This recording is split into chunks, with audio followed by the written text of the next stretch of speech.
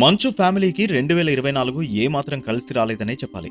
ఈ ఏడాది మంచు ఫ్యామిలీలో జరగకూడని ఎన్నో భిన్న సంఘటనలు చోటు చేసుకున్నాయి. ఎంతో ప్రతిష్టాత్మకంగా తెరకెక్కిస్తున్న భారీ బడ్జెట్ చిత్రం కన్నప్ప కూడా మొదట్లో ఈ ఏడాదిలోనే విడుదల చేద్దామని అనుకున్నారు చిత్ర యూనిట్. కానీ కొన్ని పరిస్థితుల నేపథ్యంలో మూవీని కూడా వచ్చే ఏడాది ఏప్రిల్ 25కి పోస్ట్ పోన్ చేయడం జరిగింది. ఇక పాముకి పాలు పోసి పెంచినంత మాత్రాన అది కాటు వేయకుండా ఉంటుందా?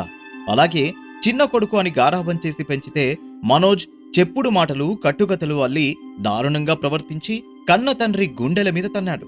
ఇక అలాంటి కష్ట సమయంలో కూడా విష్ణు మంచు తన తండ్రిని కంటికి రెప్పలా కాపాడుకున్నాడు. ఎల్లవేళలా తోడుగా నిలిచారని చెప్పాలి.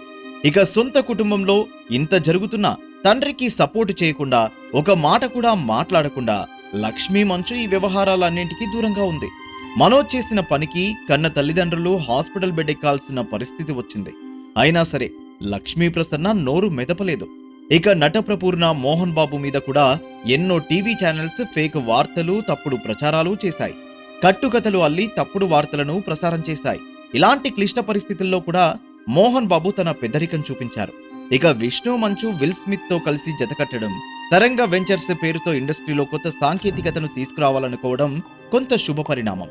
2024 సంవత్సరంలో జరిగిన ఈ సంఘటనలు మంచు ఫ్యామిలీకి తీరని బాధని మిగిల్చాయని, ఇక 2025 కొత్త సంవత్సరంలో కన్నప్ప వంటి బ్లాక్ బస్టర్ మూవీతో మంచు ఫ్యామిలీలో సుఖ సంతోషాలు చేకూరుతాయని విశ్వాసం వ్యక్తం చేస్తున్నారు ఇండస్ట్రీ వర్గాలు.